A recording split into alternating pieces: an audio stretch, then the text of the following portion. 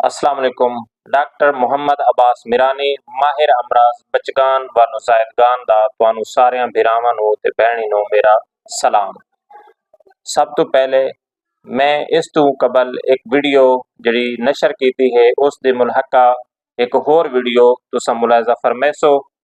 पहली वीडियो दे अंदर असां उस बच्चे दी जेड़ा बिल्कुल सजाया जमया है उस दी खुराक दे बारे तुहानू दस्या है। हुण असां उस बच्चे दी खुराक दे बारे दसना है जेड़ा पहली खुराक अपनी लै चुकिया है। पहली खुराक दे बाद जेड़ा भी नुज़ायदा बच्चा है उसनू तुसां अपनी मां दा सिर्फ और सिर्फ दुध पिलावना है। अगर तुहाडी बच्ची, तुहाडी बेटी, तुहाडी नूह धी उसनू कोई मसला है, ऑपरेशन होया है, तां भी तुसां उसदा दुध हासिल करके अपने बच्चे नू पिलावना है। ये इंतहाई अहमियत दा हामिल है। जितने भी सरकारी और गैर सरकारी इदारे हैं, रफाही इदारे हैं, वो इस चीज़ ते बहुत ज़्यादा जोर दे के काम करेंदे पे हैं। पूरी दुनिया दे अंदर यूनाइटेड नेशंस दियां जड़ियां मुख्तलिफ ब्रांचा हैं वो भी काम करेंदियां पईयां हैं। तुसां लिहाजा अपने बच्चे नू सिर्फ और सिर्फ मां दा दुध दिओ ते हर किस्म दी जड़ी बैरूनी गिज़ा है उस तू इजतनाब करो, क्योंकि जड़ी चीज़ तुसां बच्चे नू बर्तन विच पा के देवनी है, जड़ी चीज़ तुसां बच्चे नू किसी भी बर्तन विच यानी फीडर विच पा के देवनी है, उसदी कंटेमिनेशन दा, उसदे जरासीम आलूदा होवण दा वो भी नुकसान होता है जिस तो बच्चे नू इन्फेक्शन हो सकता है।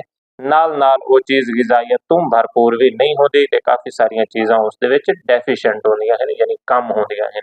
इस वास्ते तुसां कोशिश करे सो कि हर सूरत विच बच्चे नू उसदी वालदा दा दुध पिलाओ। कुछ मावां दी शिकायत होंदी है कि उन्हां दा जिहड़ा दुध है उसदी मिकदार कम है ते बच्चा नहीं रजदा। तुसां बिल्कुल इस बारे परेशान नहीं होना। अगर बच्चे नू ज़्यादा भुख लगसी तो वो ज़्यादा दुध छिकण दी कोशिश करे सी, मां दा ज़्यादा दुध पीसी ते अल्लाह ताला उसनू होर ज़्यादा दुध लहा देसी। इस वास्ते तुसां हर सूरत विच बच्चे नू सिर्फ और सिर्फ मां दा दुध पिलावना है। अगर नहीं भी रजदा तां भी तुसां मां दा दुध पिलावना है। जिस टाइम तुसां उसनू कहीं होर बैरूनी गिज़ा ते शिफ्ट कर दिता वो मां दा दुध पीवना कम कर देसी ते उसदी जड़ी मां दी तरफों गिज़ाइत या जेड़े अहम अहम विटामिन्स या अहम अहम कुव्वत मुदाफ़ियत दी एंटीबॉडीज़ मां दे ज़रिए उसदे जिस्म विच मुंतकिल होणियां हन वो ना होसन ते बच्चा वड्डा होके मुख्तलिफ मसाइल दा शिकार होसी। सब तो अहम जिसदे विच एलर्जी वगैरह है ते कुव्वत मुदाफ़ियत दी कमी है। ते इस तो इलावा इन्फेक्शन दा शिकार हो के भी बच्चा अपनी सेहत नू कमज़ोर कर बासी। लिहाजा तुसां अपने बच्चे दी खुराक दे इंतखाब वास्ते सिर्फ और सिर्फ मां दा दुध ही मुंतखब करना है।